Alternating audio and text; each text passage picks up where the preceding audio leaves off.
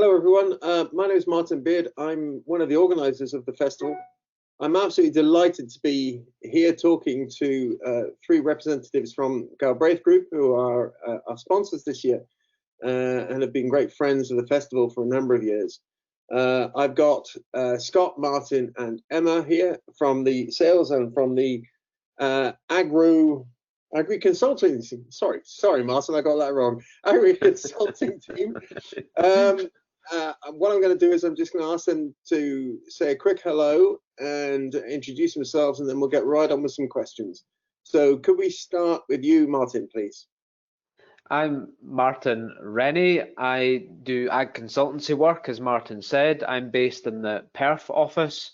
I've been with the company for 2 years, having worked with a previous company for another 6.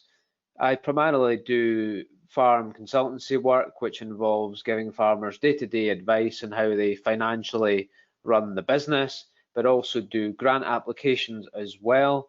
I'm a farmer's son from Cooper and Fife, but I have my own flock of ewes just outside of Perth. Okay, Emma? I'm Emma Chalmers. I have been with Galbraith for, golly, nearly 18 years. I head up the agency team in Perth, and my remit is to sell, purchase and value anything rural, whether it is a small holding, a cottage, a farm, a block of land or an estate. And I work alongside Scott, Holley and the team. I've got my own small holding in rural Perthshire with a flock of sheep and some turkeys and hens and a wee Highland coo calvie. So that's me. Great stuff. Scott. Hello, I'm Scott Holley. I work alongside Emma and the rest of the agency team. I've based in the Perth office. I've been with Galbraith for about 6 years, and yep, deal with all aspects of agency with Emma. Okay, very good. Right, we for everybody's benefit, we are taking questions on the chat today. You will probably get an answer within a week. The guys are very busy, but we're hoping that they're going to be able to get back to you. So if you do ask a question, don't worry about not getting an answer today. You will get an answer, so please use the chat for that. We've got a few questions which we've had from people beforehand. So I'll just ask those, and we'll see where it takes us. Obviously, we're here in lockdown. We're not in lockdown, I suppose we're in half lockdown now.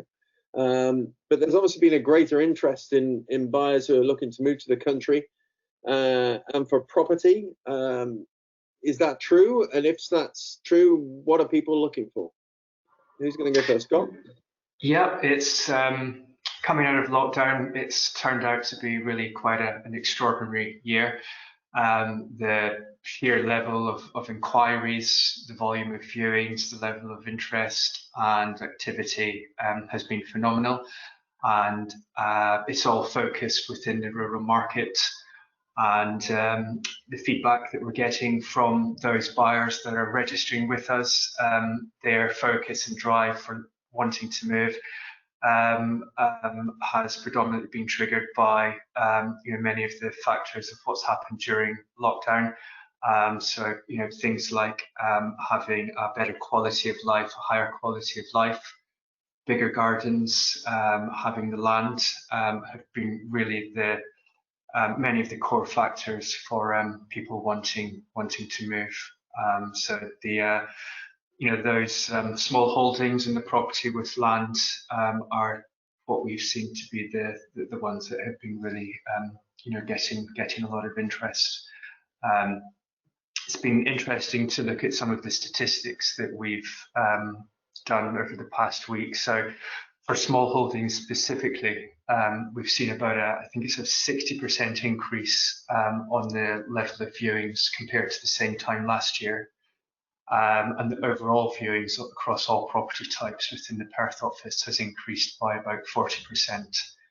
And the sheer number of buyers, new buyers registering, has gone up by about 50% compared to the same time last year. So it's been keeping us busy. Those who are in the market as sellers, the majority have been seeing some quite extraordinary levels of activity.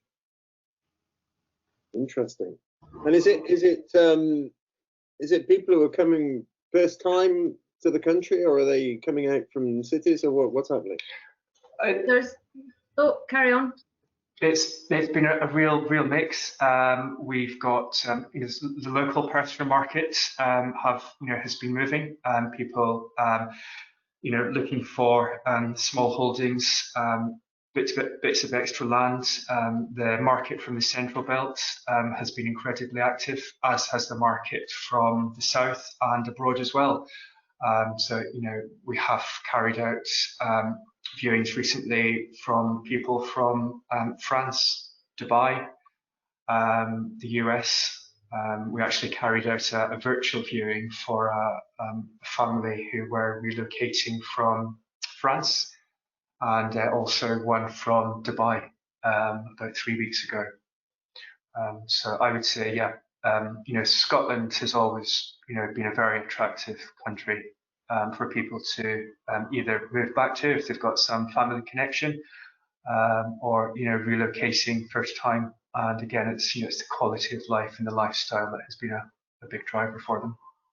I think have you had anybody from Washington in the States, or the White House? Yeah, or yeah, no, it's Washington in the US, and yeah, so it's been fascinating to see where all of the buyers come from and the reasons why.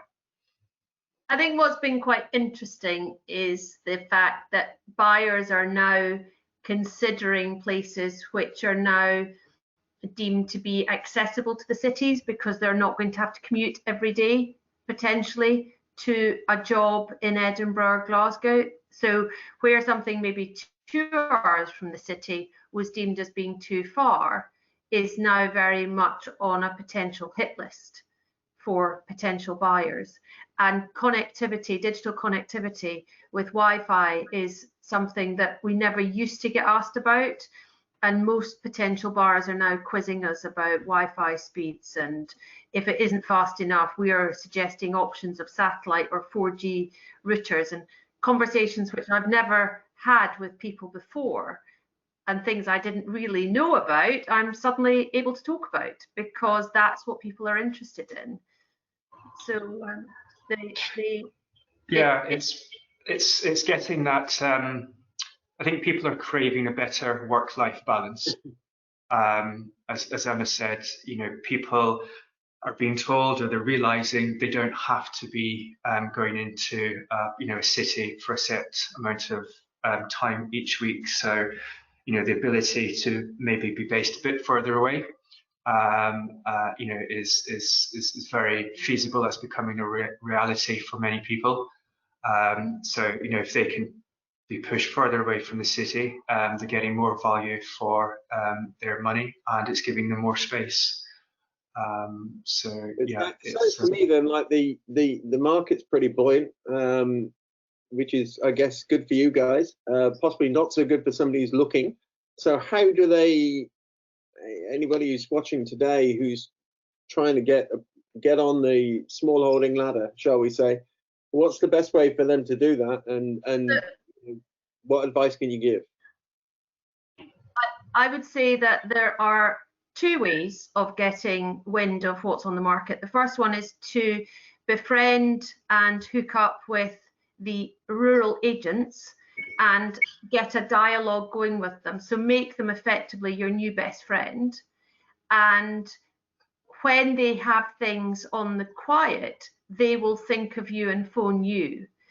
Because we not only market things on the open market, we do things privately, because some sellers don't want everyone to know what they're doing, and they'd quite like to sell it and quietly disappear off, and for the neighbours to find out they've moved when the removal van's down the drive. So you want to keep in touch with us and with other rural agents. You also want to be on our mailing list, so you would simply either give us those details over the phone, send us an email, clock into our website, and that then gets you onto the mailing list. So anything that's on privately, we would circulate the details and you would get an email notification. You also want to be getting onto the Rightmove website, On the Market, and UK Land and Farms, and registering with them so that they will email notify you as new property is launched. It's really important that you're doing both sides of the equation, because, you know, for example, Scott and I have got a place we've got on privately just now, 16 acres, beautiful house, some outbuildings.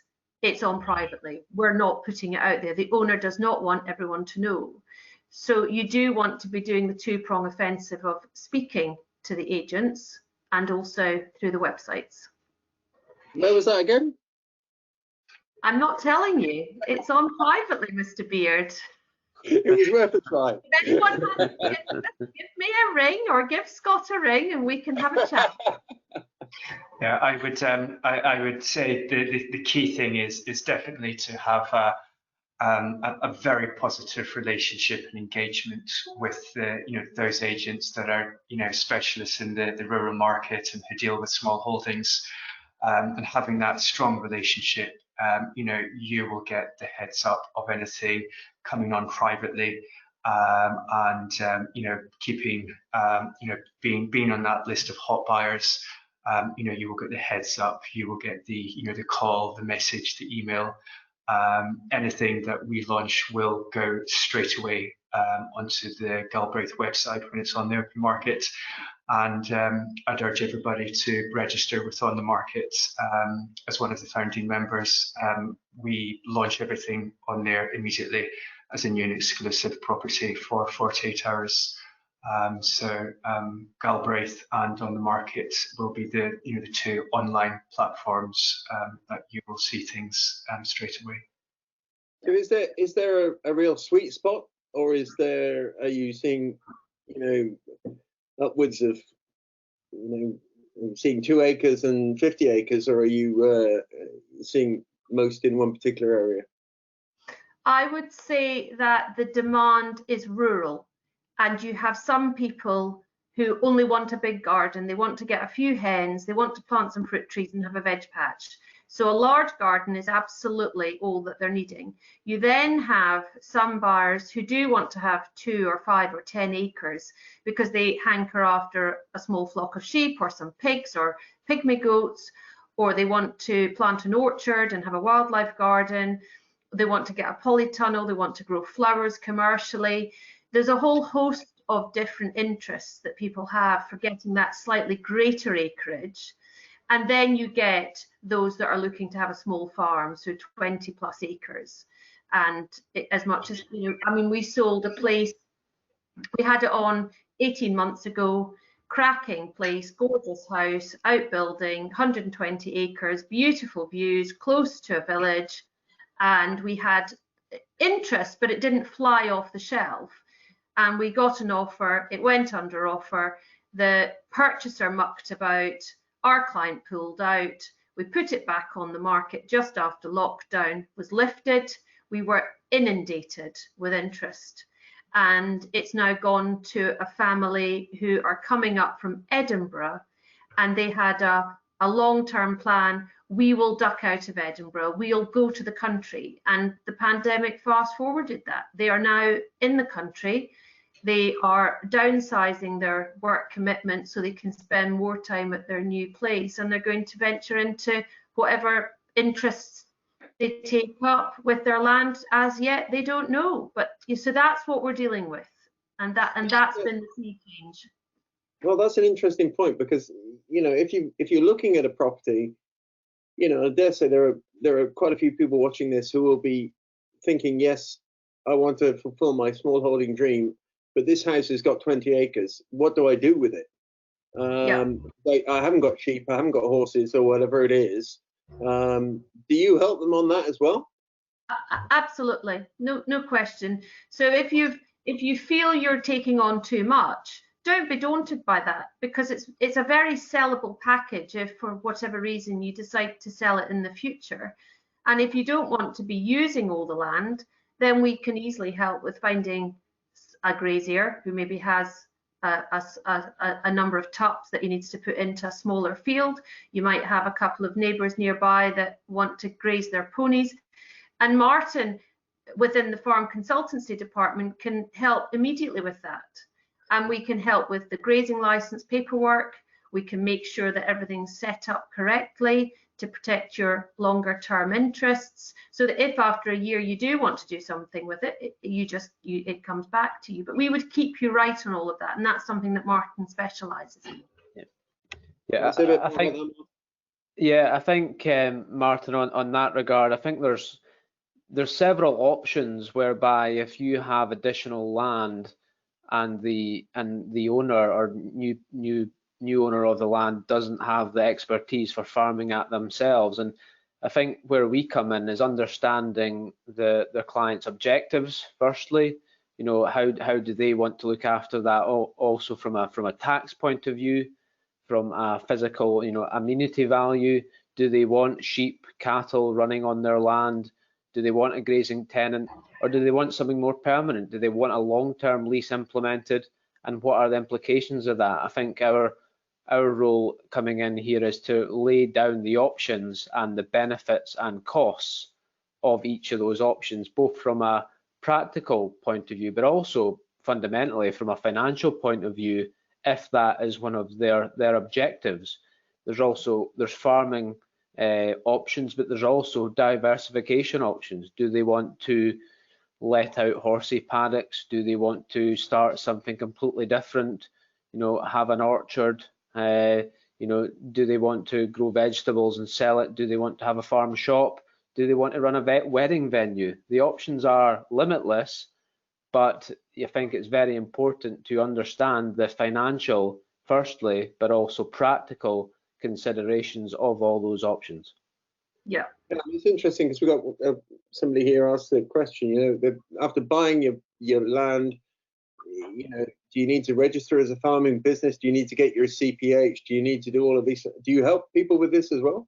Absolutely, we do a lot of that. So let's assume, Martin, you just bought a 20-acre block of ground. I think there's various forms which require to be filled out with the department, with the Scottish Government, in order to effectively move that land onto your holding. So if, Martin, you've bought a bit of land, firstly, you will need to register with the Scottish Government as a farmer, which can be done on ruralpayments.org. You register as a farmer. We then do a land maintenance form to move the land onto your form, basically, or onto you at your business. Thereafter, the options are, you know, almost limitless in what you want to do next. If you wish to claim the basic payment scheme, and I might add, in order to claim the basic payment scheme, your holding must be greater than 3 hectares. And there's a lot involved within the basic payment scheme, but effectively, in order to do that, you must have entitlements in order to claim that scheme. And you can either buy entitlements on the open market. Galbraith, we openly market and sell entitlements to farmers all across the country, or you can go through what's called the National Reserve. The National Reserve is open to farmers who are new entrants or young farmers into farming, and effectively you can get a free allocation of entitlement. And just broadly speaking, the income available through the basic payment scheme is round about £215 a hectare. So obviously that will vary depending on the size of your holding. So yeah, we can. Can I just interrupt you there for 1 minute? Yeah. So for somebody who is, the first thing is, obviously, you know, we talk about acres a lot, and you're talking hectares. So how big is a hectare? How many acres go into a hectare? Good point. And to do the work required to get onto these schemes, is it quite onerous, or is it doable? Well, firstly, 1 hectare equates to, well, round figures, 2.5 acres. 2.5 acres. So it's very common that we have farmers still working in acres, and some who have now moved on to the hectares. I'm jumping about them all the time. In terms of, sorry, what was your question again there, Martin? What was the second part to it? In terms of actually the process of, obviously going and buying entitlements and stuff like that, that's quite a difficult thing to do, is it not? Yeah, it is. Look, it can be straightforward once you've understood the process. And as we do a lot of these, I say a lot, that's probably an understatement. We do a lot of these registrations, IIM, subsidy claims for clients. We have a lot of experience of dealing with that, and we can guide the clients, farmers, through that initially in the first year, and thereafter we can offer assistance if required to make these claims on an annual basis. Okay, interesting. So obviously that's one grant. That's what, the basic payment system. Are there other grants that are available for smallholders, and if there are, what are they? Now, 3-4 years ago, if we were having this discussion, I would literally almost be listing out the available grants, Martin, to smallholders right now, either it be through environmental grants, through capital grants, or through diversification grants. But as a result of effectively the Brexit and more recently the coronavirus pandemic, grants have really been stalled at the moment, and we have no real, in effect, there is no capital grants available as we sit here today. That may change tomorrow, that may change in 5 minutes, but as I sit here, there is no real capital grants available or even environmental grants available for smallholders right now. I do feel there will be grants in the future for principally probably environmental measures. So we have done several environmental grants for creating hedgerows, small tree plantations, etc. on holdings, which have added to the amenity value, but also brought in effectively money or financial assistance to the business to help sustain it moving forward. So what I would say is we have our fingers on the pulse with the grants, and effectively one of our main roles is to keep clients updated of the opportunities that are available.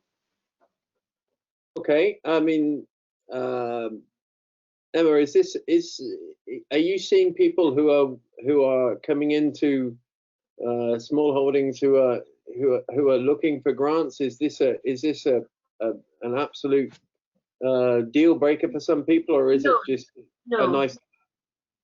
No, I would say there is not a lot of chat or a lot of queries about grants. We certainly get asked a bit about forms and transferring through the LMF form acres from the seller to the buyer, and we help with that quite regularly. We get asked questions about, how do I get my holding number? How do I get myself set up?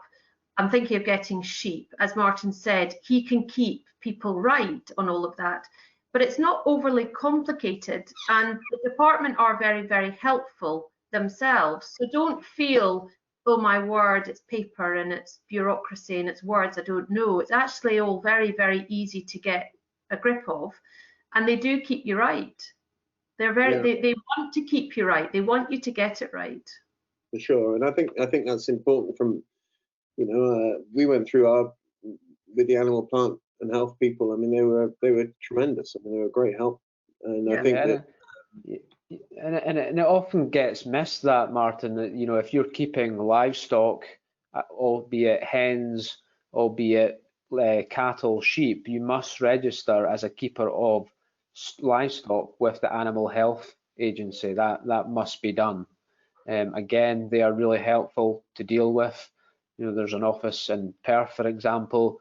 If you're intending to keep stock, cattle, for instance, ring them up, register, and there's a full guide that they can supply you on the guidance in terms of, tagging and paperwork requirements of keeping livestock.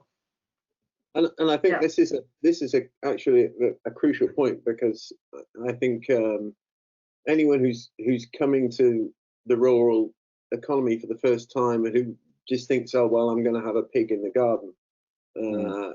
You know, there is a lot of legislation that governs pigs in particular. Speaking as a pig breeder, I'm well aware of this. Yes. Do you find this? Is there a need for more education in this area, do you think? Absolutely, because it is so vital in terms of traceability that the paperwork is done correctly. And you know, it is a lot of work and it's a lot of head scratching sometimes, but you know, it is frankly vital now that it is done correctly. And in terms of, you know, understanding, you know, the paperwork requirement, yes, that's important, but the, you know, the practical understanding of keeping livestock, in my opinion, is so important as well. It's, you know, having sheep of my own, I wish sometimes I could let them into a field and they would graze, have lambs, and everything would be very well, but that's simply not the case. There is a lot of practical and tears that can result of from keeping sheep. And I think it's so important, albeit if you're keeping bees, if you're keeping goats, horses, what have you, that you understand that it's not a straightforward job. No, I agree. If I'm coming into, I'm looking to buy a small holding, is it vital to have an idea of what you're going to do on the land, or is that something that you can come to later? Yeah, no, sorry, Emma, I don't think it's vital, but I think it's important you develop a strategy for understanding that, for instance, if you have 20 acres of permanent grass which can't be reverted to arable, look, what's the capability of that land? Can we put 40 sheep on that? Can we only put 10 sheep on that, depending on the land quality? You know, you've got to understand that. Or if you want to have a orchard, you know, what is the land capability? What is the rainfall in the area? Frankly, can this area produce apples? You know, before spending the capital, before spending the money, which you've probably spent on your small holding, do you have that money available to reinvest back into the land? At the same token, do you need sheds, for example? Have you considered the planning restrictions from building a agri shed? All these questions can be answered, and I'm focusing on agri. I think it's important to mention that, you know, I've done grants through the leader system for diversification, and in terms of looking at farm shops, wedding venues, holiday lets, these are all other avenues for you to potentially go down to develop, let's call it the business as well. It's, you know, if you're producing produce on farm, how can you market that? How can you add value to that produce? Yeah. Interesting. Okay, so here I am. I'm looking for my 15-acre small holding, and you know, I'm sort of looking across Scotland. Is it going to be the same price in one place as others, or are there places to go? Obviously, you're going to stay around Perth because you all live around Perth, but you know, is it going to cost the same regardless of what part of Scotland you're in? No, it's so again, it's all driven by location. It's all driven by demand and supply. You know, demand within that local area. The desirability of the house that goes with the land, the extent of the land that is with it. You know, as Martin said, you know, earlier, the quality of the land will have an impact. The potential there, you know, if there are any buildings attached to it, that will have an impact on the value. Proximity to infrastructure, roads, railways, services. You know, anything closer to a bigger city will potentially be more than something much further away. So I think it, you know, just comes back to the basics of how the property market operates, location and demand and supply. We had we had on last year 2 similar places, but geographically quite different. So they both had a nice house at the core. One had 5 cottages, one had 2 cottages. One had 30 acres, one had about 80 acres. So, you know, one had quite a lot more extra property than the other. But the one with the 2 cottages was within 45 minutes of Edinburgh.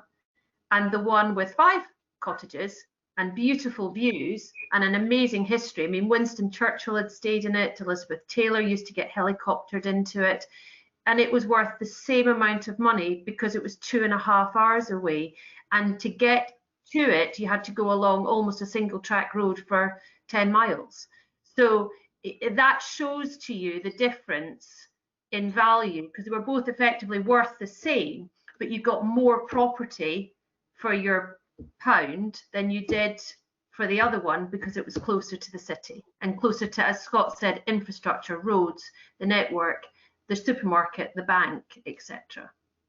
I think, sorry, Martin. I think it's quite important to say as well, is at Galbraith, yeah, we are all based in the Perth office, but we have offices all across Scotland, from Inverness to the Kelso and the borders to Castle Douglas in the southwest. We have a wide market coverage and understand the markets in each of these areas individually, and have agents and respective agri consultants indeed in these offices as well. So we're fully contactable, not just in Perthshire but across the country. Yeah. Okay, I mean, two questions I've got for you then. I mean, when you get people coming up, as you say, coming from France and Dubai and places like that, are they surprised by the quality of what they can get in Scotland? I mean, we're all biased, we all live here, but you know, are people? Is Scotland still a hidden gem, if you like, to some people? Absolutely. Scotland is still quiet. It's still deemed to be lower in population number, so you can get away from it. And whether you want to be in pretty Perthshire with the rolling hills, or the dramatic west coast with sea frontage, or up in the Highlands near Inverness with dramatic mountain ranges, or down in the gentle rolling hills of the borders, you can almost get any of your desired environment in Scotland. And I think that's one of the attractions. You can also get to an airport from most of Scotland within 2.5 hours. And if you have family in Dubai or France or Hong Kong, or you've got family in America, you can get to them, or they can get to you quite quickly and efficiently. And that's a big appeal as well. So yeah, I would absolutely say Scotland is still very much a hidden gem, but one that people are beginning to notice.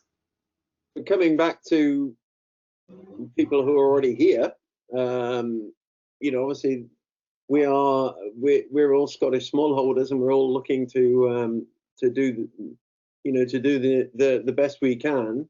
Are you still? Do you see a lot of movement in terms of people who are either scaling up or scaling down? Yeah, the majority of our market is Scottish, but we're definitely seeing an increase in south of the border inquiries, viewings, purchases, and from abroad. No question. Would you not agree, Scott? Yeah, and I would say post-lockdown, all of that has become a lot more visible, a lot more heightened, with the volume of inquiries, you know, from London, the southeast, and abroad. And you know, people are maybe bringing forward plans that they would have done in 5 or 10 years' time. And what has happened recently has, you know, been a trigger for them to bring those plans forward, whether that's a permanent relocation as a result of not needing to be, you know, as close to London as they are, but the fact that they can fly or get a train down there when they need to, from Edinburgh or Aberdeen or elsewhere, is feasible for them.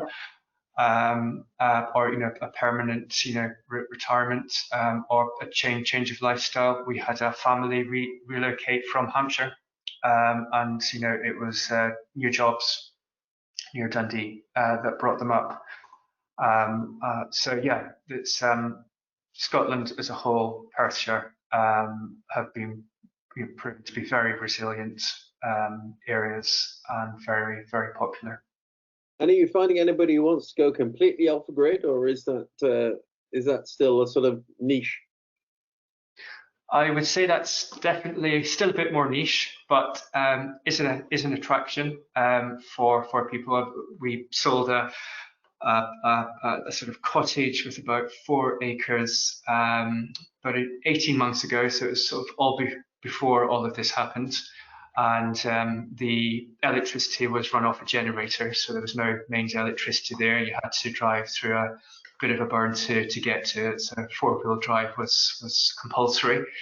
But it got phenomenal interest. Very unusual to get something like that. Beautiful setting. Those very rarely come on, and when they do, it does generate a lot of excitement. And I think possibly the adventure of getting there in the first place is maybe one of the big attractions. Yeah. So do you think that as a result of this pandemic, we're going to see a lot of people coming to the rural area for the first time? Let me be cynical for a minute. Are you then going to then see in 5 years' time a lot of property coming back on the market when everybody's moving back into the city, or do you think this is a permanent shift? I think that there will be a bit of both, to be fair. I think there'll be a need to get out and to let the children run free and have space. And then as life changes and moves, and we don't know how life is going to evolve, we have no idea what's ahead of us. We just almost have to take day at a time. There will be people that feel, actually, I'm missing my social network and I'm missing being near a family, and it was lovely at the time, but I'd quite like to go back. And then there'll be others that just duck to water, don't want to leave. The locals have really welcomed them in. They feel like this is where they should have always been, and they don't go. So I think there'll be a bit of both, to be fair, Martin. But I think that's the whole point of property. You're always buying, selling, people's lives change, circumstances change, people want to upsize, downsize, go to the coast, go south. So yeah, it will continue to be a moving model, definitely. So take the other side of the equation then. So you've got somebody who's sitting with a few acres, but doesn't have a shed, it doesn't have an outbuilding. Does that reduce its marketability, or is it? No, absolutely not. It's a bit like, Scott and I quite often get asked, oh, been meaning to redo the kitchen, or the bathroom's a bit dated, should we change it? And it's very much on the same page as that. If you've got a house with 10 acres, you've never needed a shed, you don't have a shed, leave it. It's absolutely fine, because whoever comes in will have their own needs, a bit like they'll have their own style of bathroom or kitchen that they prefer. Let them buy it, let them decide what they want. If they need to get planning because they're building a large shed that's got an inside stable block and an outside menage arena, then that's absolutely fine. And if they just need a lambing shed and a small field shelter, then that's fine. Don't preempt what they may need, because sheds are for all different reasons: lambing, stabling, workshop, apple pressing, you name it, we've seen it. So don't worry about not having a shed. The most important thing with presenting a rural property on the market is good photographs, blue sky, having your field topped, don't have the weeds showing, don't have it looking too scruffy, and making sure that you've got everything as tidy and neat as possible, because your photographs are your window to the market.